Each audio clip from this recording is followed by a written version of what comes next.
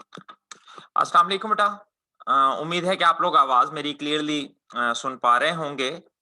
बहुत माज़रत बेटा, exact 2 PM मैंने स्टार्ट कर ली थी, लेकिन वो कुछ कोई ज़ूम के एंड पे कोई टेक्निकल इश्यू आ रहा था, तो वो सर अब्दुल कय्यूम ने फिर अभी थोड़ी हेल्प की, तो उसको फिर रिज़ॉल्व किया, दैट्स व्हाई ये थोड़ा डिले हुआ है।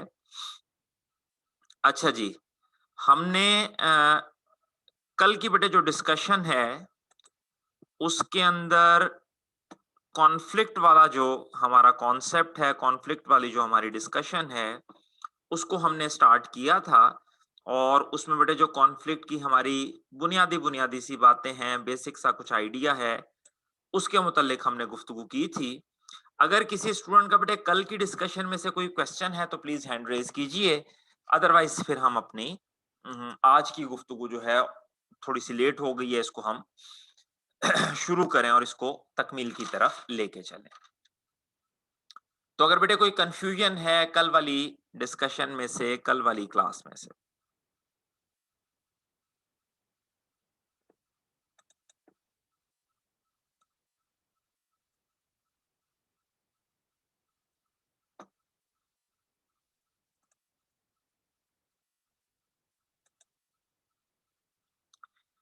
ये रीजंस वाली डिस्कशन हम कर रहे थे पेज नंबर 215 पे। और मैंने इसमें ये समझाया था कि बेटे रीजंस पढ़ते हुए आप भी इस बात से एग्री करेंगे कि बहुत सारी रीजंस जो है बेटा वो ओवरलैप हो रही हैं, बहुत सारी जो डिस्कशंस हैं वो ओवरलैप हो रही हैं, फैक्टर्स ओवरलैप हो रहे होंगे। तो पेपर में आपने इस चीज को बड़े एहतियात से देखना है कि वो आपसे इंटर इंडिविजुअल कॉन्फ्लिक्ट के सोर्सेज पूछ रहा है, या इंटर ग्रुप कॉन्फ्लिक्ट के पूछ रहा है, या वो जर्नल या अदर फैक्टर्स पूछ रहा है। तो अगर बेटे कोई सवाल नहीं है आप लोगों का, अगर कोई कंफ्यूजन नहीं है, तो फिर मैं स्टार्ट करूं। अगर कोई सवाल है तो प्लीज हैंड रेज कीजिएगा, अदरवाइज फिर मैं डिस्कशन को शुरू करूं। चलें, कोई क्वेश्चन नहीं है। तो ये बेटे कल हमने पहले कुछ रीजंस पढ़ी थी, और उसके बाद फिर कल वाली ही रीजन से मिलती जुलती कुछ रीजंस हैं, जिसमें बेटे सबसे मैं समझता हूं important reason lack of leadership है। अगर बेटे लीडरशिप अच्छी नहीं होगी, लोगों के रोल्स प्रॉपरली क्लैरिफाई नहीं करेगी, लोगों के goals and targets properly clarify नहीं करेगी, उनकी इनपुट और आउटपुट में इक्विटी मेंटेन नहीं करेगी, और इस तरह की जो बाकी चीजें हैं, तो डेफिनेटली डेफिनेटली जो ऑर्गेनाइजेशन में मौजूद लोग हैं वो एक दूसरे से परेशान हो जाएंगे, और किसी ना किसी हवाले से वो परेशानी जो है, वो डिसएग्रीमेंट जो है, वो उनके दरमियान कॉन्फ्लिक्ट की सूरत में नजर आएगा। अच्छी लीडरशिप का ना होना वन ऑफ द रीजन है। इसी तरह बेटे हमने कोऑर्डिनेशन में पढ़ा था, right activity by the right person at the right time. और अगर इनमें से, इन तीनों में से कोई भी एक चीज नहीं है, फॉर एग्जाम्पल हम कोई रॉन्ग एक्टिविटी परफॉर्म कर रहे हैं, बाज मर्तबा एक्टिविटी बिल्कुल सही है, उसको परफॉर्म करने वाला पर्सन गलत है, बाज मर्तबा बेटे क्या है कि पर्सन ठीक है, एक्टिविटी सही है, उसको परफॉर्म करने का टाइम गलत है, कुछ भी रीजन हो सकती है, तो इससे भी कॉन्फ्लिक्ट का सबब जो है वो पैदा होने का चांसेस मौजूद है। मोटिवेशन के अंदर बेटे हमने ये पढ़ा था कि टारगेट्स जो हैं, ऑब्जेक्टिव्स जो हैं, गोल्स जो हैं, इनको चैलेंजिंग होना चाहिए, लेकिन चैलेंजिंग होने के साथ मेरे बच्चे उन्हें हर सूरत में रियलिस्टिक भी होना चाहिए। अनरियलिस्टिक गोल सेट कर लेंगे तो वो लोगों को मोटिवेट करने की बजाय अल्टीमेटली डीमोटिवेट करेगा। आप लोगों ने बेटे लव्स रोल जो है, ROLE रोल, ये आप लोगों के साथ मैंने पहले भी डिस्कस किया हुआ है, MIS के चैप्टर में भी और मोटिवेशन में भी। और रोल में हमने ये बात की थी कि role is actually a combination of any employees rights and responsibilities. अब बेटा अगर उससे अपने राइट्स क्लियर नहीं है, अपनी रिस्पॉन्सिबिलिटीज क्लियर नहीं है, तो नेचुरल सी बात है बेटा कि फिर वो किस तरह से परफॉर्म करेगा, उसको यही नहीं पता कि सही क्या है, और यही नहीं उसे पता कि गलत क्या है, क्या मैंने करना है और क्या मैंने नहीं करना, और क्या करने के बदले मुझे क्या रिवॉर्ड मिलेगा, और क्या ना करने के बदले मुझे क्या पनिशमेंट जो है वो मिल सकती है। बहुत इंपॉर्टेंट चीज है बेटा, रोल एम्बिगुइटी के साथ ना एक और बड़ा प्रॉब्लम आता है, इसके साथ मेंशन कर लीजिएगा प्लीज, रोल एम्बिगुइटी के साथ मेंशन कर लीजिएगा, उसे बेटे हम रोल कॉन्फ्लिक्ट कहते हैं। रोल कॉन्फ्लिक्ट होता क्या है कि जैसे बाज मर्तबा आपने बेटे कभी ऐसा सुना होगा या टीवी पे कहीं देखा होगा कि बहुत जगहों के ऊपर हमारी और हमारे जो हमसाया मुल्क हैं, खसूसन इंडिया जो है, उसकी सरहद इतनी ज्यादा क्लियर नहीं है। लोग जो हैं वो गलती से उसकी सरहद में, या उसके लोग जो हैं वो हमारी सरहद में आ जाते हैं, और फिर अल्टीमेटली उनके लिए बड़ा प्रॉब्लम बन जाता है। ऑर्गेनाइजेशन में बेटे आप यूं ही समझ लें कि रोल जो है, हमारा रोल जो है, वो हमें एक बाउंड्री बताता है। हमारा रोल हमें क्लियर करता है कि हमने क्या करना है और क्या नहीं करना। That is role ambiguity. Sorry, ये एक हमारे रोल की एक, अब जब हमें बेटा वो रोल क्लियर नहीं होता ना, यानी हमारा रोल एम्बिगुअस होता है, तो हम क्या करते हैं, हम दूसरे के रोल में इंटरफियर करना शुरू कर देते हैं। हम अपनी हद क्रॉस करके, हम अपनी ज्यूरिसडिक्शन क्रॉस करके हम दूसरे के रोल में टांग अड़ाना शुरू कर देते हैं। इसे हम रोल कॉन्फ्लिक्ट कहते हैं। तो बेटा दो चीजों को जरा जहन में रखिएगा कि जब रोल क्लियर नहीं होगा तो हम अपने रोल से माइट बी स्टेप आउट करें, अपने रोल की जो लिमिट है उस लिमिट को क्रॉस करें, और उसकी वजह से हम दूसरे के काम में इंटरफियर करना शुरू कर दें, और एज अ रिजल्ट नेचुरली वो बंदा जो है फिर परेशान होगा और हमारे साथ किसी ना किसी तरह से इंटरपर्सनल कॉन्फ्लिक्ट आ जाएगा, मे बी रिलेशनल कॉन्फ्लिक्ट आ जाए, मे बी कुछ भी प्रॉब्लम जो है वो खड़ी हो सकती है। देन उसके बाद बेटा इनकम्पैटिबिलिटी है। देखिएगा जरा, इसे मेरे बच्चे हम कहते हैं कि एम्प्लॉयज जो है ना वो एक दूसरे से डाइवर्स हैं। एहतियात से समझिएगा, इंपॉर्टेंट पॉइंट है। एम्प्लॉयज जो हैं एक दूसरे से डाइवर्स हैं, डिफरेंट हैं एक दूसरे से। ठीक हो गया? किस तरह से डिफरेंट हैं? एज वाइज भी बेटे डिफरेंट हैं, स्किल वाइज भी डिफरेंट हैं, काम करने का जो उनका स्टाइल है उसमें डिफरेंट है, पर्सनैलिटी वाइज डिफरेंट है, थिंकिंग वाइज डिफरेंट है। बहुत सादा सी मैं मिसाल देता हूं। जैसे ऑर्गेनाइजेशन में बेटे जो सेल्स वाले हैं उनका काम करने का मिजाज कुछ और होता है, ठीक है, सेल्स वालों का। लेकिन अकाउंट्स वाले जो हैं, चूंकि बेटा ये नंबर्स से डील कर रहे होते हैं, और नंबर्स में तो एक जीरो की गलती जो है वो भी नाकाबिले बर्दाश्त हो जाती है। तो जो सेल्स वाले लोग हैं वो जरा थोड़े से लाउबाली से, आप कहें कि एक दूसरे कम्युनिकेशन करनी है, कस्टमर को कैप्चर करना है, उसकी कोई बहुत लंबे चौड़े कोई रूल्स डिफाइन नहीं है।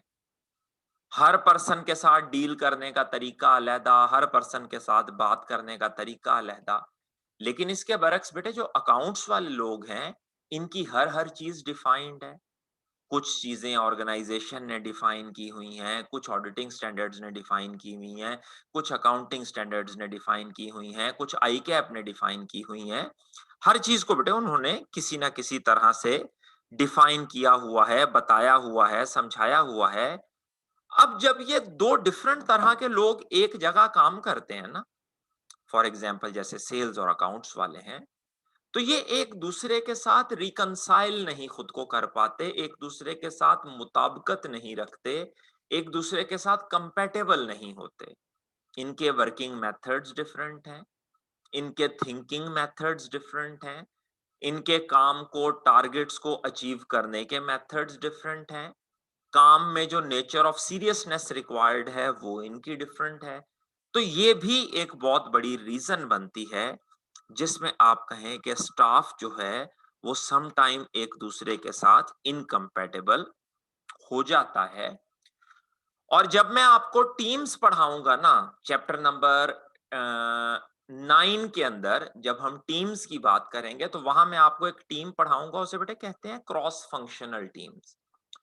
उन टीम्स में क्या होता है, हम डिफरेंट डिपार्टमेंट्स के लोगों को इकट्ठा कर देते हैं। ये वाली जो प्रॉब्लम है ये खास तौर पर क्रॉस फंक्शनल टीम्स के अंदर आपको नजर आती है। लोग एक दूसरे से कंपैटिबल नहीं होते, लोग एक दूसरे से उतने ज्यादा मुताबिकत नहीं रखते, और अल्टीमेटली वो चीज जो है वो कॉन्फ्लिक्ट का सबब बनती है। बायस्ड एटीट्यूड ऑफ मैनेजमेंट हमने पहले पढ़ा था, जिसको बेटे हमने बात की थी फेवरेटिज्म की। मैनेजमेंट जो है वो न्यूट्रल ना हो, मैनेजमेंट जो है वो ऑब्जेक्टिव ना हो, मैनेजमेंट जो है वो इम्पार्शियल ना हो, किसी एक की साइड ज्यादा ले रही हो, किसी एक की साइड कम ले रही हो, किसी एक को फेवर ज्यादा दे रही हो, किसी एक को फेवर कम दे रही हो, किसी एक ग्रुप को रिसोर्सेज ज्यादा दे रही है, किसी दूसरे रिसोर्सेज ग्रुप को रिसोर्सेज कम दे रही है, तो नेचुरली बेटा ये भी कॉन्फ्लिक्ट का सबब बनेगा।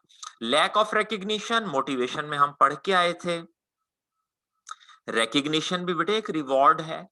किसी की एफर्ट्स को जब हम रिकग्नाइज करते हैं तो बेसिकली हम उसे फीडबैक प्रोवाइड कर रहे होते हैं, हम उसे अप्रेजल प्रोवाइड कर रहे होते हैं।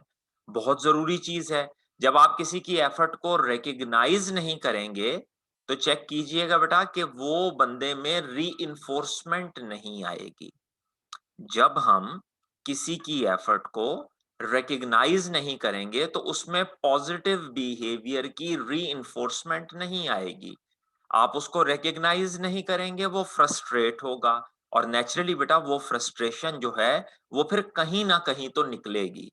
बाज मर्तबा वो फ्रस्ट्रेशन काम पे निकलेगी, बाज मर्तबा कलीग्स पे निकल जाएगी, बाज मर्तबा बॉस पे, बाज मर्तबा किसी जूनियर पे, बाज मर्तबा परफॉर्मेंस कम हो जाएगी, किसी ना वो बंदा बाज मर्तबा साइकोलॉजिकली बीमार खुद को महसूस करेगा, माइट भी पॉसिबल बेटा वो एब्सेंट्स करे, और सबसे जिसे कहें कि वर्स्ट सिनेरियो क्या है कि वो नौकरी ही छोड़ के चला जाए।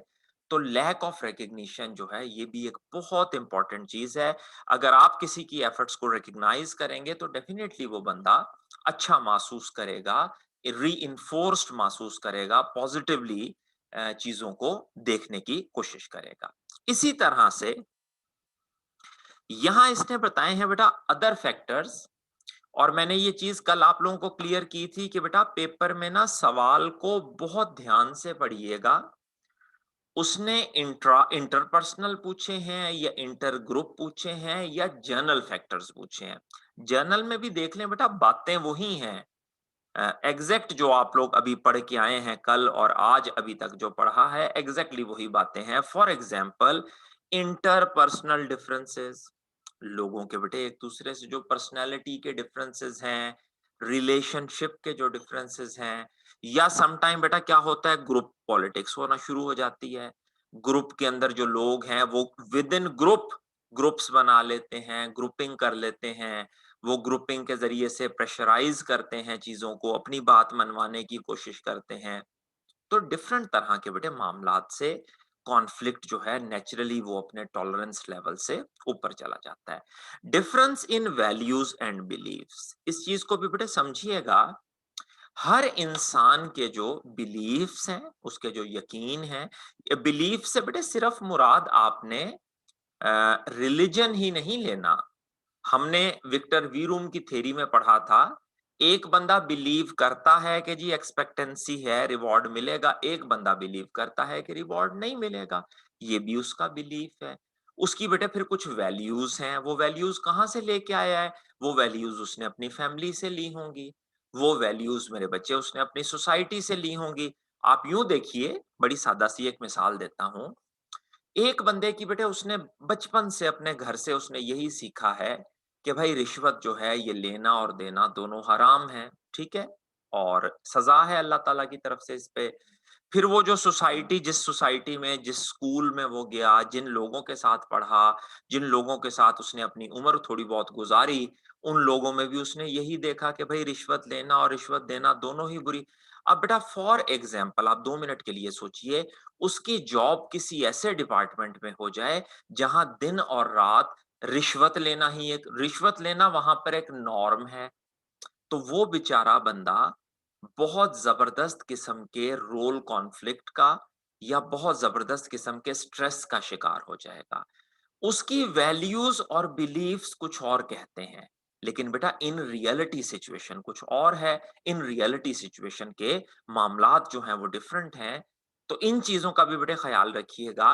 बाज मर्तबा हमारे वैल्यू और बिलीफ्स ऑर्गेनाइजेशन से डिफरेंट होते हैं, बाज मर्तबा बेटे हमारे वैल्यू और बिलीफ्स जो हैं वो हमारे कलीग्स से डिफरेंट होते हैं। अच्छा, फॉर एग्जांपल ये उलट भी हो सकता है, उलट भी हो सकता है। एक बच्चे ने बचपन से खुदा ना ख्वास्ता अपने वाले साहब को रिश्वत लेते देखा, चाचा ताया सबको रिश्वत लेते देखा। वो थोड़ा बड़ा हुआ, उसने देखा यार आसपास में जहां भी जाता हूं लोग रिश्वत ही मांगते हैं, चाहे वो कोई दफ्तर है, चाहे अस्पताल है, चाहे स्कूल है। अब वो बंदा जब जॉब में आएगा तो बेटा उसके तो जहन में उसका तो वैल्यू एंड बिलीफ बहुत पुख्ता है कि भाई रिश्वत किए बगैर तो कोई काम होता ही नहीं है, कोई मामला चलता ही नहीं है।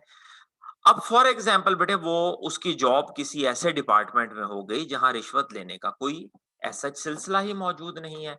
मे बी वो किसी ऐसे मुल्क में चला गया जहां लोग रिश्वत को नापसंद करते हैं, वहां सिस्टम इतने अच्छे हैं कि रिश्वत जो है वो तकरीबन तकरीबन ना होने के बराबर है। तो डेफिनेटली बेटा वो बंदा स्ट्रेस में आ जाएगा, क्योंकि उसके वैल्यूज और बिलीफ्स जो हैं वो ऑर्गेनाइजेशन के साथ, कलीग्स के साथ, एनवायरनमेंट के साथ रिकंसाइल या मैच नहीं करते। Difference in allocation of resources. अच्छा बेटा एक जरा जरा जहमत कीजिएगा तमाम स्टूडेंट्स, यहां बेटे इसके साथ ना जरा लिखिए, एक छोटी सी चीज आपको बताने लगा हूं, इसको जरा एहतियात से नोट कीजिएगा, तमाम स्टूडेंट से रिक्वेस्ट है। एलोकेशन ऑफ रिसोर्सेज मेरे बच्चे दो तरह से होती हैं, ये देखिएगा मैं यहां बोर्ड पे भी आपको समझाने की कोशिश करता हूं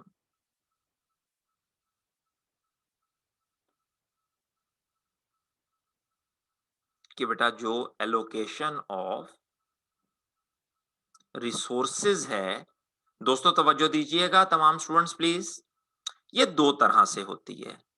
बाज ऑर्गेनाइजेशन में मेरे बच्चे एलोकेशन ऑफ रिसोर्सेज होती है नीड की बुनियाद पे, और बाज ऑर्गेनाइजेशन में मेरे बच्चे एलोकेशन ऑफ रिसोर्सेज होती है पोजीशन या स्टेटस की बुनियाद पे। दोनों में फर्क समझिएगा। देखें, एक बेटा कंपनी है कोई जो एग्री प्रोडक्ट्स बनाती है, जैसे कि मेरे बच्चे बीज है, खाद है, पेस्टिसाइड्स हैं, स्प्रे करने वाली मशीनें हैं, और इस तरह की चीजें एग्री प्रोडक्ट्स जो है वो बनाती है। अच्छा, इस कंपनी में फॉर एग्जांपल इस कंपनी का एक सीईओ है और इस कंपनी की एक सेल्स टीम है। दोस्तों जरा एक्टिव रहिएगा। और इस कंपनी में बेटे एक इनके पास ना एक पिकअप ट्रक मौजूद है जो फोर व्हील ड्राइव एक पिकअप ट्रक है, या फोर व्हील ड्राइव एक व्हीकल है, जीप है कोई एक फोर व्हील ड्राइव। ठीक है, तमाम दोस्त समझते हैं इस चीज को। कोई बड़ी मजबूत सी खूबसूरत सी बड़ी ह्यूज किस्म की फोर व्हील जीप है, फोर व्हील ड्राइव। अब ग्रुप में मुझे ना थोड़ा सा आप लोगों का रिस्पांस चाहिए। तकरीबन इस वक्त मीटिंग में मेरे पास कोई 50 के करीब स्टूडेंट्स जो हैं वो 51 के करीब स्टूडेंट्स लॉग इन हैं ग्रुप में। मुझे बेटे आपका रिस्पांस चाहिए। अगर ये फोर व्हील ड्राइव जीप जो मेरे बच्चे मेरा एक रिसोर्स है, अगर इस रिसोर्स को बेटे मैं एलोकेट करूं नीड की बुनियाद पे, तो ये किसे मिलनी चाहिए, सीईओ को या सेल्स टीम को? ग्रुप में रिस्पॉन्स जरा कीजिएगा, मैं देखूं थोड़ा बच्चे किस तरह से सोचते हैं। सवाल दोबारा से सुन लीजिएगा। एक बेटा फोर व्हील ड्राइव है, ह्यूज सी गाड़ी है, वो बड़ी, अब अगर देखा जाए तो बेटा चूंकि बड़ी सारी गाड़ी है वो सीईओ को, लेकिन हम कहते हैं कि भाई दैट्स वेरी गुड जी, माशाल्लाह, बड़ा अच्छा रिस्पांस बच्चों की तरफ से रहा कि सेल्स टीम को मिलनी चाहिए। रीजन उसके बिहाइंड क्या है कि बेटे ये जो हमारा रिसोर्स है ये सेल्स टीम की नीड है। लेकिन बेटा अगर गलती से मैं समझता हूं या ऑर्गेनाइजेशन की गलत पॉलिसीज की वजह से अगर ये 4 व्हील जीप हम दे देते हैं सीईओ को, जो सारा दिन दफ्तर में बैठा रहता है, वो दफ्तर में बैठा रहेगा और ये 4 व्हील जीप जो है ये बाहर पार्किंग में खड़ी रहेगी। सेल्स टीम बेचारी जो है वो मुश्किलात उठाएगी, धक्के खाएगी, उसके लिए फील्ड में जाना मुश्किल हो जाएगा। तो इसका मतलब बेटे क्या हुआ कि अगर तो एलोकेशन ऑफ रिसोर्सेज किए जाते हैं नीड्स की बुनियाद पे, तो फिर तो काम बड़ा अच्छा रह जाता है। लेकिन बेटा अगर एलोकेशन ऑफ रिसोर्सेज पोजीशन या स्टेटस की बुनियाद पे किए जाएं, तो इसके उतने अच्छे, उतने फ्रूटफुल असरात हमें नजर नहीं आते। इस बात को जहन में रखिएगा। फिर उसके बाद बेटे एक और चीज देखिएगा जिसे हम कहते हैं टास्क इंटरडिपेंडेंस। टास्क इंटरडिपेंडेंस, इस चीज को बेटे समझिएगा कि भाई ये टास्क इंटरडिपेंडेंस का क्या कॉन्सेप्ट है। हमारे पास एक कोई बेटा गारमेंट्स फैक्ट्री है, आप यूं समझें। उस गारमेंट्स फैक्ट्री में जो काम का आगाज है वो होता है कटिंग से। स्टूडेंट्स तवज्जो दीजिएगा मेरा बच्चा। फिर उसके बाद काम होता है स्टिचिंग का। फिर उसके बाद काम होता है फॉर एग्जाम्पल आयरनिंग या प्रेसिंग का। फिर इसको मेरे बच्चे पैक किया जाता है। पैक करके हम इसे सेल कर देते हैं। अब अगर आप थोड़ा सा गौर करें तो ये जितनी भी एक्टिविटीज है ना, ये बेटा हाईली इंटरडिपेंडेंट है। प्रोडक्ट तब तक सेल नहीं होगी जब तक बेटे कटिंग सही नहीं हुई होगी। अगर आपकी कटिंग गंदी है तो वो प्रोडक्ट कोई खरीदेगा ही नहीं। और प्रोडक्ट बेटे जितनी अच्छी, सॉरी, प्रोडक्ट जो है मेरे बच्चे जितनी अच्छी पैक हुई होगी वो उतनी अच्छी सेल होगी। पैकिंग करने वाले को बेटा उतनी सहूलत होगी जितनी अच्छी वो प्रेस की होगी, और प्रेस वाला उतना अच्छा काम करेगा जितनी अच्छी कटिंग, और कटिंग जितनी अच्छी हुई होगी उतनी जल्दी से वो स्टिचिंग। इसका मतलब क्या हुआ कि बेटा इस ऑर्गेनाइजेशन में जितनी भी एक्टिविटीज हैं वो हाईली इंटर डिपेंडेंट है। अगर प्रोडक्ट की, गौर करें, अगर प्रोडक्ट की सही सेल ना हुई, अगर प्रोडक्ट की सही सेल ना हुई और कस्टमर ने ये कहा कि भाई हमने तो नहीं आपकी शर्ट्स खरीदनी, आपकी शर्ट्स की तो कटिंग ही सही नहीं होती या इसकी स्टिचिंग की क्वालिटी बहुत बुरी है, तो बेटा देखिएगा ये सेल्स वाला जितनी मर्जी एफर्ट कर ले, ये सेल्स वाला जितनी मर्जी एफर्ट कर ले, इस सेल्स वाले को सजा भुगतनी पड़ रही है कटिंग और स्टिचिंग वालों की गलतियों की। सेल्स वाले का कोई कसूर नहीं है। सेल्स वाला बड़ी मेहनत कर रहा है, बड़ी एफर्ट कर रहा है, लेकिन बेटा लोग यही एतराज करते चले जा रहे हैं कि भाई आपकी प्रोडक्ट की कटिंग और स्टिचिंग सही नहीं होती, हमने नहीं खरीदनी आपकी शर्ट। तो सेल वाला किसी दूसरे की गलती का खुमियाजा भुगत रहा है, किसी दूसरे की गलती का लॉस सेल्स वाले को बियर करना पड़ रहा है। अब यहां पर बेटा एक छोटी सी मिसाल और देख लें। जैसे बच्चे कॉलेज है, तो कॉलेज में फॉर एग्जांपल क्यूटी की क्लास भी हो रही है, बीएमबीएस भी हो रही है, आईटी भी हो रही है, एफएआर भी हो रही है, मैनेजमेंट की अकाउंट, हर एक बेटा क्लास हो रही है। लेकिन गौर कीजिए हमारा किसी का काम भी एक दूसरे पे इंटरडिपेंडेंट नहीं है, बल्कि we are highly independent. We are highly independent. मोहतरम आरिफ साहब पढ़ा रहे हैं तो उसका मेरे पे कोई असर नहीं है। मैं पढ़ा रहा हूं तो मैम सादिया पे उसका कोई असर नहीं है। मैम सादिया पढ़ा रही हैं तो मोहतरम जिशान आबिद साहब पे कोई असर नहीं है। हमारी अपनी अपनी एक्टिविटी है, अपने अपने कमरे हैं, अपने अपने रिसोर्सेज हैं, अपना अपना टाइम है, अपनी अपनी एफर्ट है, अपने अपने स्टूडेंट हैं। ठीक हो क्या? जो मेरे पास बीएमबीएस पढ़ रहे हैं ये जरूरी नहीं है कि वो मैनेजमेंट भी पढ़ रहे हों, जो मैनेजमेंट पढ़ रहे हैं ये जरूरी नहीं है कि वो मेरे पास। तो इसका मतलब बेटे क्या हुआ कि हमारा स्टाफ मेंबर्स का आपस में कभी कॉन्फ्लिक्ट इसलिए नहीं आता कि हमारा टास्क हाईली इंडिपेंडेंट है। मेरे काम का क्यूटी से कोई ताल हाँ, अनटिल अनलेस कि जैसे बेटा मैं लेट हो जाऊं तो मेरी वजह से मोहतरम आरिफ साहब को वेट करना पड़े, या for example sir Junaid Subhani साहब कुछ पढ़ा रहे हैं तो उनके पढ़ाने की वजह से कोई टॉपिक कोई सवाल थोड़ा डिटेल हो गया तो मोहतरम अहमद जब्बार साहब को वेट करना पड़े। अदरवाइज हम सब फैकल्टी मेंबर्स का काम जो है वो एक दूसरे से हाईली इंडिपेंडेंट है। तो जहां टास्क इंटरडिपेंडेंट होंगे, जैसे बेटे मैंने गारमेंट्स की एग्जांपल दी, जहां टास्क इंटरडिपेंडेंट होंगे डेफिनेटली बेटा वहां ऑर्गेनाइजेशन में कॉन्फ्लिक्ट आने के चांसेस बहुत ज्यादा हैं।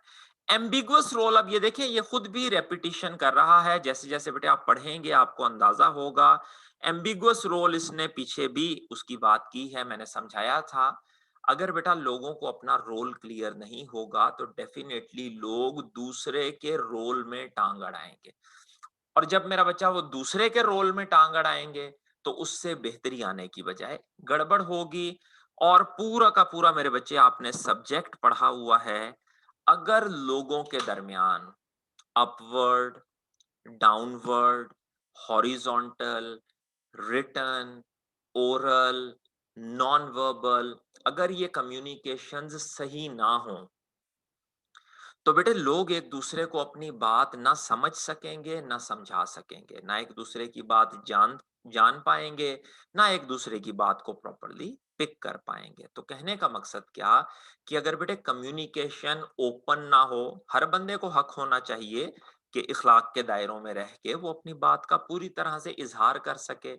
अगर हम लोगों को कम्युनिकेट नहीं करने देंगे, अगर हम लोगों को पार्टिसिपेट नहीं करने देंगे, अगर हमारी कम्युनिकेशन क्लियर नहीं होगी तो नेचुरली बेटे लोगों को बात की समझ नहीं आएगी, लोग सही तरह परफॉर्म नहीं कर पाएंगे, और एज अ रिजल्ट लोग जो है वो डिस्टर्ब हो जाएंगे।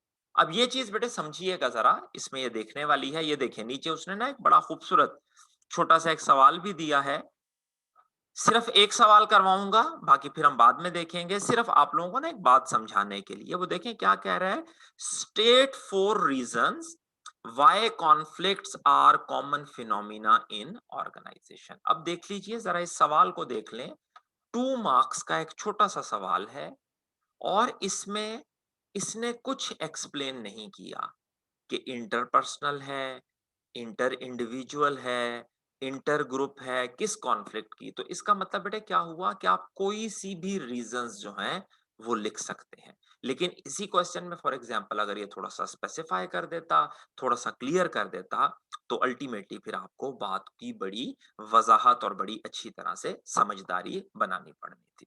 ठीक होगी सर बात। ये हमने 3 चीजें पढ़ी हैं अभी तक। एक हमने मेरे बच्चे पढ़ा है इंटर इंडिविजुअल कॉन्फ्लिक्ट के सोर्सेस, एक बेटे हमने पढ़ा है इंटर ग्रुप कॉन्फ्लिक्ट के सोर्सेस, और उसके बाद मेरे बच्चे थोड़ी सी हमने बात की है अदर फैक्टर्स की। पेज नंबर 215 और 216 के ऊपर बेटे ये बातें लिखी हुई हैं। 1 से 2 मिनट के लिए मैं खामोश होने लगा हूं, जल्दी से इन बातों को क्विकली इनको एक रीडिंग इनकी एक कर लें।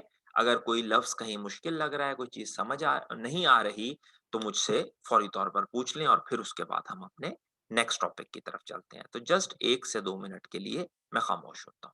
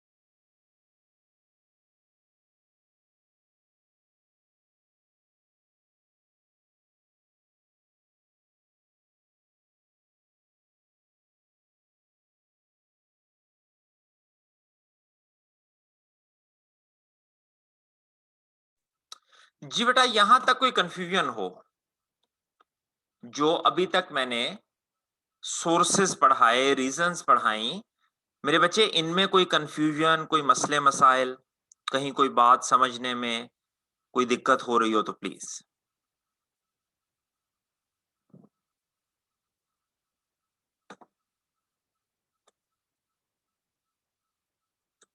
जी अरसलान बेटा। अस्सलाम वालेकुम सर। वालेकुम अस्सलाम। Sir, incompatibility among the staff इसकी सेकंड लाइन है कि internal differences arising from strong group affiliations and जी लॉयल्टीज। जी बेटा। कि सर ग्रुप्स हैं जो उन वो आपस में एफिलिएट इस तरह होते हैं कि वो एक दूसरे के वो जो है उन नहीं सही बेटे, तरह नहीं चलते। नहीं बेटे, इस तरह से नहीं है, इस तरह से नहीं है, थोड़ा सा ना जरा इसकी बात समझिएगा। जी देखें, सर। हमारे पास बेटा मामला ये होता है कि आप जो हैं वो किसी भी, एक सिंपल सी बेटा बात है, देखें आपका ताल्लुक जो है फॉर एग्जांपल सेल्स ग्रुप से है, ठीक है, सेल्स ग्रुप से मेरी मुराद क्या है कि सेल्स डिपार्टमेंट से हैं। तो बेटा जी सर। आप सुबह शाम दिन रात सेल्स वालों के साथ ही रहेंगे, ठीक है, वहीं पे आपके दोस्त भी होंगे, आपके टीममेट्स भी होंगे, आपके मामला। अगर बेटा कभी कोई प्रॉब्लम आएगी, कभी कोई प्रॉब्लम, तो आप हमेशा किसे अरसलान फेवर देने की कोशिश करेंगे? जी सर, जिस ग्रुप से लिंक है बिलोंग सेल करते वाला। हैं, एग्जैक्टली बेटा, क्योंकि वहां आपके दोस्त हैं, आप सुबह शाम उनके साथ उठते बैठते खाते पीते, आप लोग एक टीम की तरह मिलके काम कर रहे हैं। वो कहते हैं जी बाज मर्तबा क्या होता है कि ऑर्गेनाइजेशन, देखिए होना क्या चाहिए इन रियलिटी अरसलान, क्या होना चाहिए कि हमें सोचना चाहिए होल ऑर्गेनाइजेशन का। असूलन तो यस यही सर। होना चाहिए ना, एम्प्लॉय की जिम्मेदारी है होल ऑर्गेनाइजेशन का। लेकिन एम्प्लॉय बेटे क्या करते हैं, होल ऑर्गेनाइजेशन का सोचने की बजाय बेटा वो उस ग्रुप का सोचना शुरू कर देते हैं जिस ग्रुप के साथ उनकी एफिलिएशन या उनकी लॉयल्टी होती है। जैसे बेटे यस सर। हाँ, जैसे अरसलान बेटे, मुझे और आपको कैसे सोचना चाहिए कि हम पंजाबी हैं या पाकिस्तानी हैं, हमें किस तरह बेटे इन रियलिटी कैसे सोचना चाहिए? बिल्कुल सर, पाकिस्तानी बनकर। पाकिस्तानी होके। लेकिन बेटा नॉर्मली हम कैसे सोचते हैं? बिल्कुल सर, पंजाबी सिंधी बलोची। पंजाबी हैं हम, इवन लोग बेटा जात के हवाले से भी सोचते हैं कि भाई चूंकि अब जैसे 3 लोग पंजाबी होंगे तो उन तीनों में से बेटे जिन 2 की जात मिलती जुलती होगी वो एक दूसरे के जरा ज्यादा अफिलिएशन में आ जाएंगे, ठीक है ना। Yes sir. हाँ, और ये काम बिल्कुल। कोई आज से तो नहीं शुरू हुआ हुआ, ये तो कहीं हमारे परदादा में भी उनसे भी पहले का, ठीक है। तो वो जी ये, सर। हाँ, वो ये चीज समझा रहा है कि भाई होता क्या है, जो ग्रुप्स हैं उनमें अफिलिएशन और लॉयल्टीज इतनी स्ट्रांग हो जाती हैं कि जो मेंबर्स हैं वो पूरी ऑर्गेनाइजेशन, होल ऑर्गेनाइजेशन का सोचने की बजाय अपने अपने ग्रुप्स और अपने अपने डिपार्टमेंट्स का सोचने बैठ जाते हैं। इसका एक मामला क्या होता है कि डिपार्टमेंट तो सक्सेसफुल हो जाता है, लेकिन बेटे होल ऑर्गेनाइजेशन उस तरह से ग्रो नहीं करती। जी सर। Thank you sir. पक्की बात? चले जी। और मेरा बच्चा किसी का कोई कंफ्यूजन हो, यहां तक किसी का किसी पॉइंट के हवाले से बेटे कोई कंफ्यूजन हो? चले तो फिर एक चीज नेक्स्ट पढ़ते हैं, और नेक्स्ट पढ़ने से पहले मैं आपको आपकी किताब का एक छोटा सा कमाल और दिखाना चाहता हूं। आप लोग भी कहेंगे कि सर क्या हर वक्त बैठ के हमारी किताब को ही बुरा भला कहते रहते हैं। असल में यकीन मानिए बेटा, जितनी किताब में जो गड़बड़ होती है उसकी वजह से बेटा जितना हमें एज अ टीचर सफर करना पड़ता है ना, स्टूडेंट तो चले जो सफर करता है सो करता है, हमें मतलब इतना सफर करना पड़ता है कि बाज मर्तबा हम बच्चों को सही चीज समझाते हैं और बच्चे हमें ऐसे ना शक की नजर से देख रहे होते हैं कि लगता है मास्टर जी ਨੂੰ ਆਉਂਦਾ नहीं तो ਐਵੇਂ कहानी सुना रहे ने। किताब में गलतियां जो हैं वो बहुत समटाइम ना परेशानी का सबब बनती हैं, बच्चों के लिए भी और इवन असातिज़ा के लिए भी। एक बेटे बात समझिएगा जरा, तमाम स्टूडेंट से रिक्वेस्ट है, तवज्जो से समझें ताकि बेटे चीज को समझने में थोड़ी आसानी हो। देखिए, मैंने आपको ना एक बात समझाई थी, मैंने कहा था कि भाई पॉजिटिव पॉजिटिव या मेरे बच्चे फंक्शनल, पॉजिटिव या फंक्शनल वो कॉन्फ्लिक्ट्स होते हैं जो हमें हमारी मंजिल की तरफ, हमारे टारगेट, हमारे गोल या हमारे ऑब्जेक्टिव को अचीव करने में हमारी हेल्प करते हैं। इन अदर वर्ड्स बेटा, ये वो कॉन्फ्लिक्ट होते हैं जिनसे individual and department and whole organization को बेनिफिट मिलता है। ठीक है, इन्हें मेरे बच्चे हम फंक्शनल कहते ही इसलिए हैं कि इनसे बेनिफिट मिलता है, इनसे फायदा मिलता है एंड सो ऑन। इसके बरक्स हमारे पास बेटा जो नेगेटिव या मेरे बच्चे जो हमारे पास डिसफंक्शनल कॉन्फ्लिक्ट्स होते हैं, ये वो होते हैं बेटा जो हमें हमारे टारगेट के, जो हमारे ऑब्जेक्टिव से हमें डेविएट करवा देते हैं, अवे मूव करवा देते हैं, हमारे लिए मुश्किल क्रिएट हो जाती है।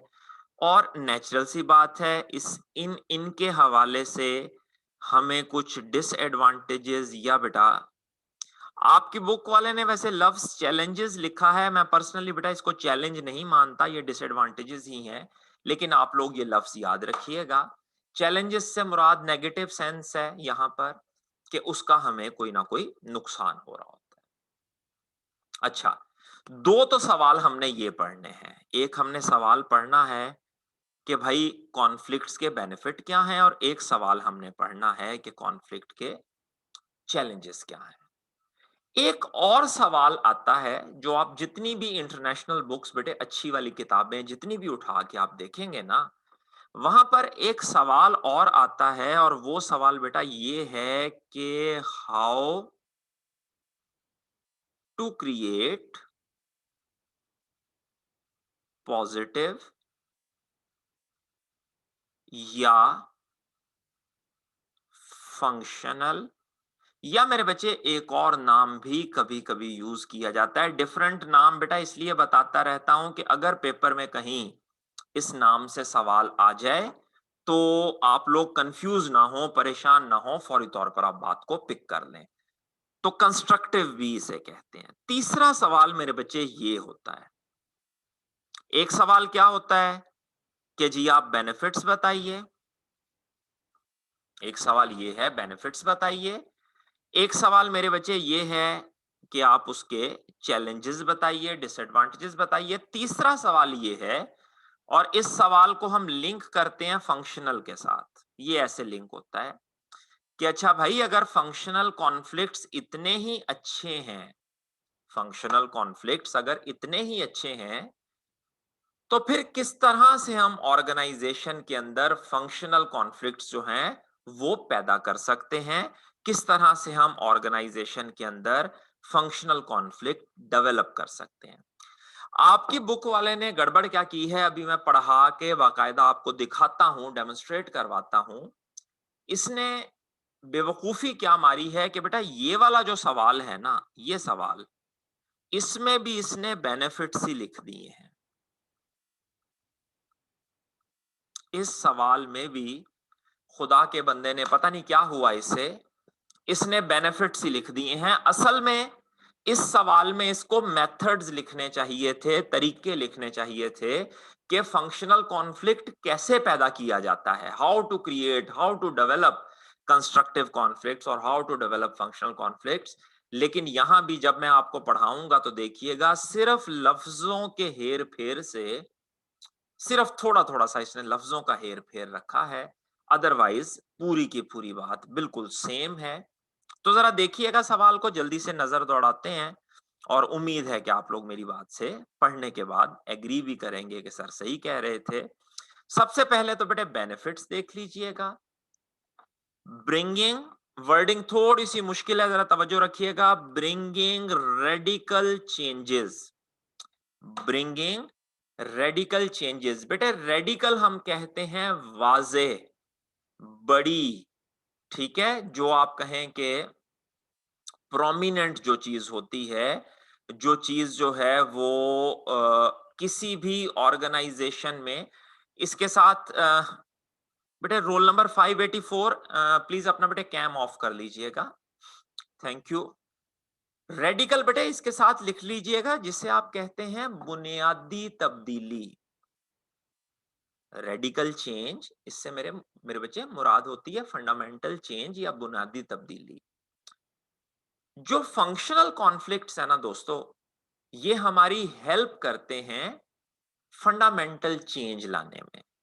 जैसे मेरे बच्चे आप देखिएगा, हमारे पाकिस्तान में लोग रिश्वत लेते हैं, हमारे पाकिस्तान में लोग बेईमानी करते हैं, झूठ बोलते हैं। अब अगर बेटा हमने चीजों को ठीक करना है, गौर से मेरी प्लीज तवज्जो से तमाम दोस्त बात समझिएगा, इंपॉर्टेंट टॉपिक है। आगे जब पढ़ाऊंगा तो देखिएगा, आई कैप ने बहुत सवाल पूछे हैं इसमें से, इसी टॉपिक में से। अगर मेरे बच्चे हमने तब्दीली लानी है, तो चाहे बेटा जितनी मर्जी हम सीरत कॉन्फ्रेंसेस कर लें, जितने मर्जी हम मिलाद के जुलूस निकाल लें, जितने मर्जी हम मुहर्रम के जुलूस निकाल लें, जो मर्जी हम कर लें आका सल्लल्लाहु अलैहि वसल्लम के नाम पे, जितने मर्जी हम नात शरीफ वगैरह और जलसे जुलूस कर लें, जब तक बेटा हम वो बुनियादी चीजों को ठीक नहीं करेंगे, जैसे झूठ है, चोरी है, बेईमानी है, धोखा देना है, जब तक बेटे हम वो फंडामेंटल चेंजेस नहीं लाएंगे, ये ऊपर ऊपर से लेपापोती करने से कोई बात नहीं बनेगी। सबसे पहली बात बेटे वो क्या कहता है कि फंक्शनल कॉन्फ्लिक्ट्स जो हैं, फंक्शनल, जहां लोग चीजों को ठीक करना चाहते हैं, लड़ना मारने की बात नहीं है, मार कुटाई की बात नहीं है, जहां लोग चीजों को ठीक करना चाहते हैं, फंक्शनल कॉन्फ्लिक्ट मदद करते हैं आपकी बुनियादी तब्दीली लाने में, रेडिकल चेंजेस लाने में। आगे वो रीजन बता रहा है, वो कहता है जी किस तरह चेंज आती है, ऑल्टरिंग, भाई तब्दीली आती है किसमें, existing power structure and entrenched attitude. मेरे बच्चे एंट्रेंच्ड हम कहते हैं ऐसी चीज जिसके लोग आदी हो गए होते हैं। एंट्रेंच्ड एटीट्यूड बेटे ऐसी चीज को कहते हैं जिसके लोग आदी हो गए हैं। इस लाइन का ना मैं आपको मायने समझाना चाह रहा हूं, तमाम स्टूडेंट से रिक्वेस्ट है जरा एहतियात से बेटे बात को समझ लीजिएगा। देखें किस तरह से, मैं अगर फॉर एग्जाम्पल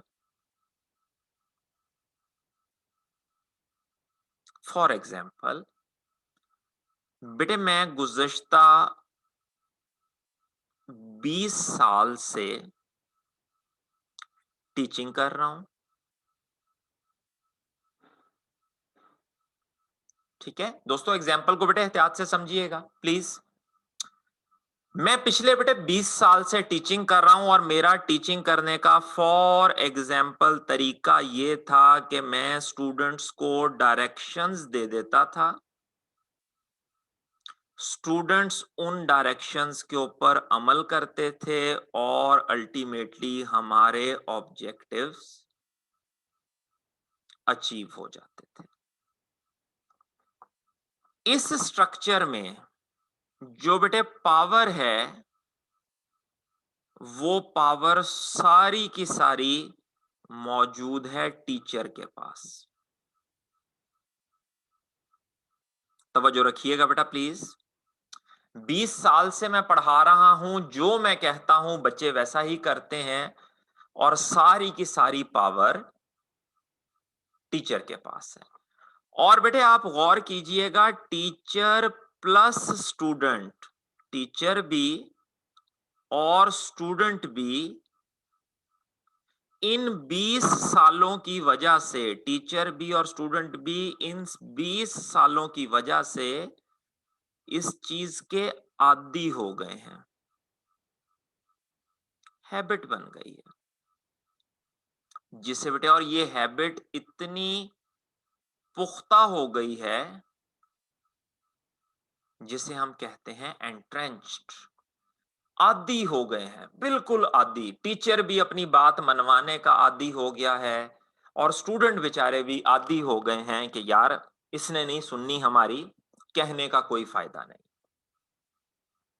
लेकिन बेटा फिर ऐसे हुआ कि माशाल्लाह जैसे आप बच्चे हैं, आप पढ़े लिखे, आप जैसे कोई बड़े पढ़े लिखे समझदार ज़हीन बच्चे आ गए। मैंने डायरेक्शंस देने की कोशिश की और आपने बेटे इन डायरेक्शंस को बड़े ही अदब के साथ रिफ्यूज कर दिया। आपने कहा नहीं सर जी, ऐसे नहीं होगा। जो बात आप कह रहे हैं इस बात के ऊपर हम डिस्कशन करेंगे, ठीक है? यानी अब डायरेक्शंस नहीं होंगी, बल्कि आज के बाद हम किया करेंगे पार्टिसिपेशन। एक कॉन्सेप्ट आप समझाएं, फिर हम उसके ऊपर डिस्कशन करेंगे। और ये जो पार्टिसिपेशन है, इस पार्टिसिपेशन की वजह से हमारे और आपके दरमियान क्रिएट होगा एक फंक्शनल कॉन्फ्लिक्ट। अब बेटा देखिएगा, पहले दिन डिस्कशन हुई, मुझे बड़ा अजीब लगा कि यार आज से पहले तो कभी कोई स्टूडेंट इस तरह की बात नहीं थे करते। ये बच्चे कहां से आए हैं जो मेरी बातों में ही नुक्ते निकाल रहे हैं और समटाइम मेरी बात को गलत साबित कर रहे हैं कि देख लीजिए सर, ये तो बात आप गलत कह रहे हैं, रियलिटी में तो ऐसा नहीं है। और मैं इतना ज्यादा परेशान क्यों हो रहा हूं कि बेटा पिछले सालों में इस पावर स्ट्रक्चर का मैं आदी हो चुका हूं। लेकिन फिर बेटा क्या हुआ, जैसे जैसे आप लोग पार्टिसिपेट करते गए, जैसे जैसे हमारे दरमियान फंक्शनल कॉन्फ्लिक्ट आता गया, आहिस्ता आहिस्ता बेटे मेरी ये एंट्रेंचमेंट खत्म होती गई और हमारा पावर स्ट्रक्चर भी तब्दील होके मेरे बच्चे डायरेक्शन से कहां चला गया, पार्टिसिपेशन की तरफ। और डायरेक्शन से पार्टिसिपेशन की तरफ जाना, इसके लिए बेटा हमने क्या नाम रखा है, दिस इज अ फंडामेंटल और this is a radical change. दोबारा से फिर से बात सुनिएगा। आप बच्चे आए, आप बच्चों ने माशाल्लाह बड़े ज़हीन और मेहनती बच्चे हैं। आप लोगों ने मेरे पढ़ाने के ऊपर क्वेश्चन क्रिएट करने शुरू किए कि सर ये बात अगर ऐसे है तो ये ऐसे क्यों नहीं है, अगर ये ऐसे है तो ये ऐसे क्यों नहीं है।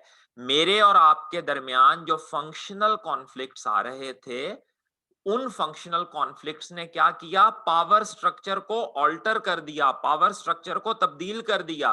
पहले पावर सिर्फ टीचर के पास थी, अब पावर टीचर और स्टूडेंट के दरमियान शेयर हो रही है।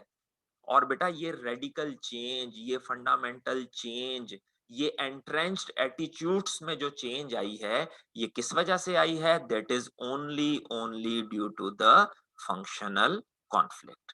वर्डिंग थोड़ी सी मुश्किल है, ध्यान करेंगे तो समझ आ जाएगी। सबसे पहली चीज कि फंक्शनल जो बेटे कॉन्फ्लिक्ट्स हैं, वो पुराने रवैयों को, एंट्रेंच्ड एटीट्यूड्स को चेंज करते हैं, वो पावर स्ट्रक्चर को चेंज कर देते हैं, जिसके नतीजे में बेटा ऑर्गेनाइजेशन में बहुत सारी फंडामेंटल, बुनियादी रेडिकल चेंजेस जो हैं वो आती हैं। Encourage innovation and testing of new ideas. बेटे जब हर बंदा पार्टिसिपेट करेगा, हर बंदा अपना अपना ओपिनियन देगा, हर बंदा अपना अपना आइडिया देगा, तो नेचुरली क्या होगा कि आपके पास बेटे चीजें, नए से नए कॉन्सेप्ट्स आएंगे, नए से नए आइडियाज आएंगे। देखे ना पिछले 20 साल मैं बोलता रहता था, बच्चे चुप करके सुनते रहते थे, लेकिन माशाल्लाह आप लोग आए, आप लोगों ने, अगर मैंने ओपिनियन दी तो आप लोगों ने भी ओपिनियन दी, नया नॉलेज आया, बहुत सारी ऐसी बातें हैं जो बेटा मुझे नहीं पता, बूढ़ा बंदा हूँ, पुराने दौर का बंदा हूँ। आप लोग माशाल्लाह टेक्नोलॉजी से रेलेवेंट बच्चे हैं, आप लोगों ने नए नए कॉन्सेप्ट शेयर किए, नए नए आइडियाज शेयर किए, जिससे हमारे पढ़ने पढ़ाने में इनोवेशन आई, न्यूनेस आई। Eliminate group think attitude. मेरा बच्चा इस टर्मिनोलॉजी को ना, ग्रुप थिंक, या बेटे इसको ना, इसका एक और नाम लिख लीजिएगा, इसको रबर स्टैंपिंग भी कहते हैं। ग्रुप थिंक, इसे मेरे बच्चे रबर स्टैंपिंग भी कहते हैं। नोट कर लीजिए अपने पास, रबर स्टैंपिंग। और आप लोगों ने बेटे उर्दू जुबान में एक लफ्ज सुना होगा जिसे भीड़ चाल कहते हैं। जैसा किसी एक ने किया बाकी भी वैसा ही करना शुरू हो गए। ठीक है, रबर स्टैंपिंग, या बेटे दूसरा नाम क्या बताया, ग्रुप थिंक। जैसा मैंने कहा पूरे के पूरे ग्रुप ने वैसा ही करना शुरू कर दिया। ठीक है, मतलब एक बंदे से दूसरे, दूसरे ने तीसरे, तीसरे ने चौथे। कोई बंदा अपनी अकल नहीं लड़ा रहा, कोई बंदा नया आइडिया नहीं सोच रहा, कोई बंदा नया कॉन्सेप्ट नहीं सोच रहा। हर बंदा जैसे लीडर ने कह दिया वैसे ही उसने अमल कर दिया। वो कहता है जी फंक्शनल कॉन्फ्लिक्ट ग्रुप थिंक को कम करते हैं। एलिमिनेट मेरे बच्चे ये कभी नहीं होती, एलिमिनेट ये कभी नहीं होती। ग्रुप थिंक जो है एटीट्यूड वो कम हो जाता है। बुक में एलिमिनेट लिखा है, हम याद कर लेंगे, लेकिन बेटे हमेशा याद रखिएगा ह्यूमन बिहेवियर कभी भी खत्म नहीं होता। कोई जितना मर्जी नेक क्यों ना हो जाए, 25 मर्तबा हज करके क्यों ना आ जाए, गुनाह का बेटे थोड़ा बहुत मामला तो उसके अंदर गलती गलती कमी बेशी तो हो ही जाती है ना, जिसके लिए हम अल्लाह से इस्तगफार करते रहते हैं।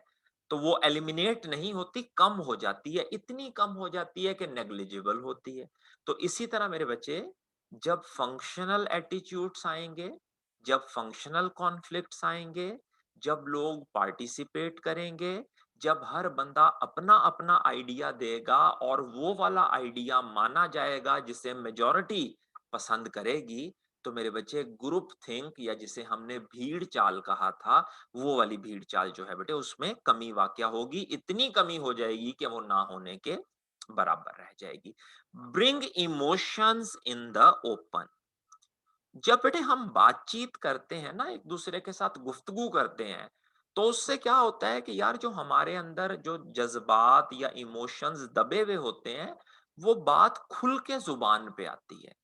ठीक है बेटा, एक तरीका क्या हो सकता है कि मेरे पढ़ाने का ना मेथड आपको पसंद नहीं है, आप कहते हैं यार ये सर ना ऐसे सही नहीं पढ़ाते।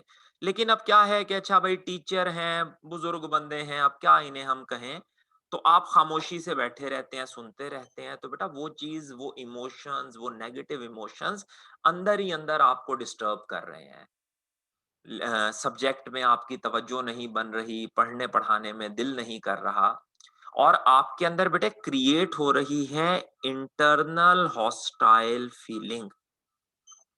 ठीक है, फ्रस्ट्रेशन क्रिएट हो रही है। वो कहता है जी क्या होगा जब फंक्शनल कॉन्फ्लिक्ट होगा, जब मैं आप लोगों की बात सुनने के लिए तैयार होऊंगा, जब हम लोग पार्टिसिपेट करेंगे क्लास में, मैं भी बात करूंगा आप भी बात करेंगे, तो इससे क्या होगा, इमोशंस ओपन में आएंगे। मैं भी अपनी बात पूरी तरह से खुल के करूंगा, आप भी अपनी बात पूरी तरह से खुल के करेंगे, और अंदर ही अंदर बेटे जो वो फ्रस्ट्रेशन का बॉम्ब, जो एक कहें कि वो उसमें जो हवा भर रही है, वो बेटा खत्म हो जाएगी, इमोशंस ओपन में आ जाएंगी, और लोग एक दूसरे की बात बड़े अच्छे से ना सिर्फ सुन लेंगे बल्कि अच्छे से समझ भी लेंगे। टेंशन तो आएगी, लेकिन बेटा वो टेंशन किस तरह की होगी, वो कंस्ट्रक्टिव होगी, यानी उसके नतीजे में लोग मोटिवेट हो जाएंगे और हम अपने गोल को ऑप्टिमम लेवल, और बेटे ऑप्टिमम लेवल के साथ लिख लीजिएगा प्लीज, ऑप्टिमम लेवल वो होता है जहां कॉस्ट मिनिमम और मिलने वाला बेनिफिट जो है मेरे बच्चे वो मैक्सिमम होता है उस पर्टिकुलर सिनेरियो में। ऑप्टिमम लेवल क्या होता है, ऐसा पॉइंट जहां लगने वाली कॉस्ट कम से कम और मेरा बच्चा मिलने वाला बेनिफिट ज्यादा से ज्यादा होता है उस पर्टिकुलर सिनेरियो में। कम्युनिकेशन बेटा ओपन हो जाएगी, खुल के लोग बात करेंगे और डायलॉग होगा, मोनोलॉग नहीं होगा। कम्युनिकेशन में आपने पढ़ा होगा मोनोलॉग नहीं होगा बेटा, डायलॉग होगा, लोग आपस में एक दूसरे से मिल के बात करेंगे। कस्ट जब नए से नए आइडियाज आएंगे, जब कम्युनिकेशन अच्छी होगी, जब लोग पार्टिसिपेट करेंगे, तो प्रोडक्ट का डिजाइन बड़ा खूबसूरत बनेगा। प्रोडक्ट का मेरे बच्चे डिजाइन जितना अच्छा होगा, आपका कस्टमर उतना ज्यादा मुतमईन होगा। कस्टमर मेरे बच्चे जितना मुतमईन होगा, क्या ख्याल है, सेल्स उतनी ज्यादा होगी, रेवेन्यू उतना ज्यादा होगा, प्रोडक्टिविटी उतनी ज्यादा होगी, और ऑर्गेनाइजेशन की ओवरऑल ग्रोथ उतनी ज्यादा होगी। लॉन्ग स्टैंडिंग प्रॉब्लम्स, ऐसी प्रॉब्लम्स बेटा जो लंबे अरसे से, कहीं मैंने अभी जैसे आपको बताया 20 सालों से मैं बच्चों को डायरेक्शंस ही दे रहा था, लंबे अरसे से एक प्रॉब्लम दबी हुई थी। वो प्रॉब्लम बेटा ना सिर्फ सरफेस पे आ जाएगी, सरफेस पे आने से बेटा मुराद क्या है कि वो नजर आना शुरू हो जाएगी कि प्रॉब्लम है क्या। और सिर्फ प्रॉब्लम नजर ही नहीं आएगी, बल्कि बेटा हम पार्टिसिपेट करके उस प्रॉब्लम को रिजॉल्व भी कर लेंगे। Sound view points are clear, are clarified and accepted. बेटा जो अच्छी बात होगी, जो जेन्युइन बात होगी, जो फंक्शनल बात होगी, लोग अपने अपने, चूंकि बेटा पार्टिसिपेटिव अप्रोच होगी ना, तो हर बंदा बेटे अपनी अपनी बात को प्रॉपरली क्लैरिफाई करेगा। और फिर चूंकि हर बंदे को एक दूसरे की बात अच्छी तरह समझ आ रही होगी, तो बेटा क्या होगा कि लोग एक दूसरे की बात को प्रॉपरली एक्सेप्ट भी कर लेंगे। Interest and creativity is stimulated. लोग बड़ी दिलचस्पी से काम करेंगे, पार्टिसिपेट करेंगे, नए नए आइडिया शेयर करेंगे। नए नए आइडियाज शेयर करने की वजह से क्रिएटिविटी होगी, क्रिएटिविटी की वजह से प्रोडक्ट का डिजाइन अच्छा बनेगा, प्रोडक्ट के डिजाइन अच्छे होने की वजह से कस्टमर का रेवेन्यू बढ़ेगा, प्रॉफिट बढ़ेगा, ऑर्गेनाइजेशन की इंटरनल और एक्सटर्नल ग्रोथ होगी। सो ओवरऑल बहुत सारे बेनिफिट्स नजर आएंगे। इट जनरेट्स एन एनवायरनमेंट, इसकी वजह से एक ऐसा माहौल बन जाएगा where employees can test their capabilities. हर बंदे को अपनी अपनी बेटा सलाहियतें आजमाने का मौका मिलेगा। देखें, जैसे मैंने शुरू की मिसाल में समझाया था, पहले 20 साल क्या हुआ, पहले 20 साल क्या हुआ, मैं डायरेक्शंस देता रहा और लोग रोबोट्स की तरह उन डायरेक्शंस के ऊपर अमल करते रहे। फिर हमारे पास नई क्लास आ गई, माशाल्लाह आप बच्चे आ गए, बड़े ज़हीन बच्चे, बड़े अक्लमंद बच्चे। तो इसमें क्या हुआ, हर बच्चे ने अपनी अपनी कैपेबिलिटीज के मुताबिक ओपिनियन देना शुरू की, पार्टिसिपेट करना शुरू किया। हर बंदे को अपनी बात कहने का मौका मिला, हर बंदे को अपने स्किल्स को डेमोन्स्ट्रेट करने का चांस अवेलेबल हुआ, जिससे ओवरऑल जो ग्रुप की परफॉर्मेंस थी और एज अ रिजल्ट जो होल ऑर्गेनाइजेशन की परफॉर्मेंस थी, वो बेहतर हो गई। थोड़ा सा बेटा लफ्ज मुश्किल है, अदरवाइज कहानी बिल्कुल सिंपल सी है। दूसरी तरफ बेटा जहां चैलेंजेस होंगे, यानी जहां डिसफंक्शनल कॉन्फ्लिक्ट होगा, स्टाफ डीमोटिवेटेड होगा, कम्युनिकेशन ब्रेक होती रहेगी, प्रोडक्ट की क्वालिटी, सर्विस की क्वालिटी बुरी होगी, एक दूसरे से लड़ाइयां झगड़े होंगे, तो डिसिप्लिनरी एक्शन होगा। हर बंदा बेटे डिस्ट्रक्टिव डिसीजन करेगा, हर बंदा अपना अपना सोचता रहेगा, मेरी तनख्वाह बढ़ जाए, मुझे फैसिलिटीज मिल जाए, मेरी बात पूरी हो जाए। लेकिन लोग कस्टमर के बारे में, जो actual king of the organization है, लोग उसके बारे में नहीं सोचेंगे। इसी तरह बेटे environment of distrust and suspicion, हर बंदा एक दूसरे के ऊपर शक करेगा, हर बंदा एक दूसरे को दाव लगाने की कोशिश करेगा। Concentration of efforts with in narrow group interest, अभी थोड़ी देर पहले बेटे जैसे मैं अरसलान को समझा रहा था कि हर बंदा ऑर्गेनाइजेशन की या जर्नल इंटरेस्ट की बात नहीं करेगा, बल्कि हर बंदा जिस जिस ग्रुप या डिपार्टमेंट से उसका ताल्लुक है, वो सिर्फ उनकी भलाई, और उनके जो सेल्स वाले हैं वो सिर्फ सेल्स डिपार्टमेंट की भलाई सोचेंगे, जो प्रोडक्शन वाले हैं वो सिर्फ प्रोडक्शन का ही बेहतरी सोचेंगे।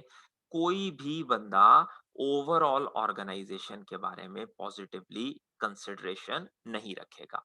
एक छोटी सी फिर उसके बाद बेटे देखिएगा चीज, अंडरमाइनिंग ऑफ टीम एफर्ट, के लोग जो हैं वो मिल के काम नहीं करेंगे, बल्कि बेटा एक दूसरे के साथ लड़ते रहेंगे, झगड़ते रहेंगे, और उनके दरमियान प्रॉब्लम जो है वो क्रिएट होती रहेगी।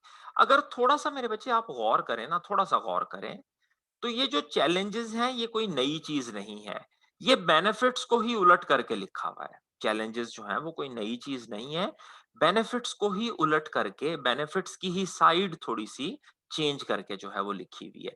पेपर में भी बस थोड़ी सी जरा अकल लगानी पड़ेगी। पेपर में भी खुदा ना ख्वास्ता अगर आप कहीं भूल जाएं, कोई चीज आपके जहन से निकल जाए, फॉर एग्जाम्पल जैसे आपको बेनिफिट्स, चैलेंजेस याद हैं, बेनिफिट्स भूल गए, चैलेंजेस को रिवर्स करके लिखते हैं। बेनिफिट्स याद हैं, चैलेंजेस भूल गए हैं, बेनिफिट्स को रिवर्स करके लिख लें। लिखते हुए जरा एहतियात रखिएगा, अदरवाइज ये एक ही कॉइन की टू डिफरेंट साइड्स हैं, कोई एक साइड भी भूल भी जाए तो हम दूसरी साइड को फ्लिप करके पहली जो साइड है उसे रिकॉल कर सकते हैं। इसी तरह से नीचे बेटे एक और सवाल देखिएगा जो मैं पहले आपसे जिक्र कर रहा था कि असल में यहाँ ना इसको मेथड्स लिखने चाहिए थे कि फंक्शनल या कंस्ट्रक्टिव कॉन्फ्लिक्ट आते कैसे हैं। सबसे पहले तो बेटे देखिएगा कि इसने यहाँ कॉन्फ्लिक्ट की, कंस्ट्रक्टिव की एक बड़ी अच्छी डेफिनेशन दी है। इस डेफिनेशन को निशान लगा लें, मार्क कर लें इस डेफिनेशन को, बहुत इंपॉर्टेंट है ये। और फिर उसके बाद बेटा उसने नीचे कुछ चीजें लिखी हुई हैं, नीचे उसने कुछ बातें लिखी हुई हैं। फंक्शनल कॉन्फ्लिक्ट में जो एम्प्लॉइज हैं वो एग्रीमेंट्स को, डिसएग्रीमेंट्स को पर्सनली नहीं लेते, बल्कि in a spirit of harmony, harmony बेटा हम कहते हैं मिल के चलना, इकट्ठे होके चलना, to examine and understand all aspects which have a bearing on the issue to achieve optimal results. Exactly बेटा वही बात कर रहा है। लोग क्या कहते हैं, फॉर एग्जाम्पल अगर आप मेरे पढ़ाने पे कोई एतराज करेंगे कि सर जी ये आपका पढ़ाने का तरीका ये वाला सही नहीं है, इस बात से हम एग्री नहीं करते, तो बेटे मैं उसे पर्सनली नहीं लूंगा, मैं उस पे नाराज नहीं हो जाऊंगा या आप लोगों से दिल में किसी किस्म की कोई नाराजी नहीं रखूंगा, बल्कि मैं फौरी तौर पर इवेल्युएट करूंगा कि अच्छा वाकई यार अगर बच्चे एतराज कर रहे हैं तो मेरे पढ़ाने में क्या कमी है और उस कमी को किस तरह से दूर किया जा सकता है, ताकि भाई कौन से रिजल्ट्स हासिल किए जा सके, ऑप्टिमल रिजल्ट्स, वो रिजल्ट्स जहां लगने वाली कॉस्ट कम से कम और मिलने वाले बेनिफिट ज्यादा से ज्यादा हैं। अगर आप बेटा थोड़ा सा गौर करें तो ये वाले पॉइंट एग्जैक्टली हम बेनिफिट्स में पढ़ के आए हैं। इसी तरह देखिएगा इवेल्युएटिंग करंट पोजीशन, और उस पोजीशन को बेटे बिल्कुल न्यूट्रल होके या ऑब्जेक्टिविटी से देखना है।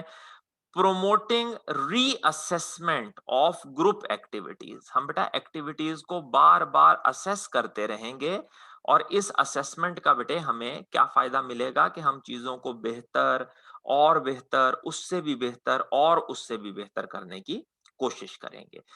स्टिमुलेटिंग क्रिएटिविटी एंड इनोवेशन, ये देखें बेटा ये भी पॉइंट आप पहले पढ़ के आए हैं, फिर ठीक है। फिर उसके बाद management of change in orderly manner, एक तरतीब के साथ बड़े अच्छे तरीके से हम चेंज लाएंगे। ऐसा नहीं होगा कि चेंज आ गई है, मैं पिछले 20 सालों से पढ़ा रहा था, अब आपने मुझे कुछ बात कही, मैं आगे से लड़ पड़ा, तो एक अजीब सा तूफान सा कॉलेज में क्रिएट हो गया। नहीं, ऐसा नहीं होगा। लोग फंक्शनल कॉन्फ्लिक्ट में एक दूसरे की बात बड़े तसल्ली, बड़े सुकून से सुनेंगे और उसके ऊपर पूरी तरह से अमल करेंगे। Releasing of pent up tension, ये बेटा एग्जैक्टली जो मैंने बताया, हॉस्टाइल फीलिंग। इसी तरह बेटे अपॉर्चुनिटीज ऑफ सेल्फ वैल्यूएशन, हर बंदे को अपनी अपनी सलाहियत चमकाने का मौका मिलेगा। और बेटे कल्चर ऑफ ग्रुप थिंक, या जिसे मैंने लिखवाया भी है आपको, रबर स्टैंपिंग, वो बेटा जो है वो डिस्करेज होगी, वो कम होगी। तो मेरे बच्चे जब आप ये 3-4 लाइनें पढ़ेंगे ना तो आपको खुद ही अंदाजा हो जाएगा कि सर सही कह रहे थे। वो जो ऊपर बेनिफिट्स दिए गए हैं, ये जो बेनिफिट्स हैं मेरे बच्चे, ये वाले बेनिफिट्स और ये जो नीचे मेरे बच्चे आप लोगों ने चैलेंजेस पढ़े हैं, ये सारे एक्चुअली एक ही चीज इसने लिख दी है। असूलन इसको क्या चाहिए था, यहां पर ये लिखता कि how to create challenges, how to create certain type of things के जिसके जरिए से हम कंस्ट्रक्टिव कॉन्फ्लिक्ट जो है वो पैदा कर सकें। ये थोड़ी सी वीकनेस है इस एंड के ऊपर। अब जरा जब मैं आपको इसके क्वेश्चन करवाऊंगा ना तो वहां बेटा मैं आपको थोड़ी सी एक टेक्निक समझाऊंगा कि आई कैप जो है वो कब आपसे बेनिफिट्स वाली चीज पूछेगा और कब आपसे कंस्ट्रक्टिव वाली चीज पूछेगा। जब उसने प्रीवियस सवाल दिए हैं तो बेटा उसके अंदर बाकायदा उसने हिंट दिया है और उसने चेक किया है कि स्टूडेंट ने कंस्ट्रक्टिव वाला जवाब लिखा है या बेनिफिट्स वाला जवाब लिखा है। वो इंशाल्लाह जब करवाऊंगा तो उसके साथ ये चीज भी समझा दूंगा। नेक्स्ट जो हमारा टॉपिक है वो थोड़ा सा लेंथी है, ज्यादा टाइम ले लेगा। क्लास के बेटे खत्म होने में टाइम बस 5-1 मिनट 4 मिनट ही बचे हैं। तो बजाय इसके कि बेटा हम अगला टॉपिक शुरू करें और फिर उसके बाद गड़बड़ हो, तो इंशाल्लाह अब जब हमारी नेक्स्ट मुलाकात होगी, कल हमारी बीएमबीएस की क्लास नहीं है, मोस्ट प्रोबेबली अल्लाह के हुक्म से हम ईद की छुट्टियों के बाद ही मिलेंगे। तो जब फिर मुलाकात होगी तो इंशाल्लाह मिल के दोबारा हम यहीं से प्रोसेस को रीस्टार्ट करेंगे। डन होगी सर बात। अपना ख्याल रखिएगा, घर वालों का ख्याल रखिएगा और ख़ुसूसन बेटा ईद के ऊपर बहुत एहतियात कीजिएगा। हालात व वाक़यात जो हैं वो ज़रा काफ़ी मुश्किल हैं। अल्लाह ताला सबको अपनी हिफ्ज़-ओ-अमान में रखे। लास्ट ईयर भी बेटे कोरोना का एक बड़ा सर्ज आया था इमीडिएटली आफ्टर ईद उल फितर, क्योंकि लोग मिलने-मिलाने से बाज नहीं आते। तो बेटे जान है तो जहान है, अपना भी ख्याल रखिएगा, दूसरों का भी ख्याल रखिएगा और इंशाल्लाह मुलाकात होगी। ग्रुप में मेरे बच्चे मैं अवेलेबल रहूंगा, ईद लीव्स में भी ऑफ कोर्स मैं अवेलेबल रहूंगा। कभी कोई झिझक नहीं करनी है, कहीं कोई क्वेश्चन निकले, कोई इशू निकले रेलेवेंट टू द सब्जेक्ट, तो आपने बेटा इमीडिएटली मुझसे पूछ लेना। ठीक हो गया सर? फी अमान अल्लाह, टेक केयर, मुलाकात होती है। अल्लाह हाफिज।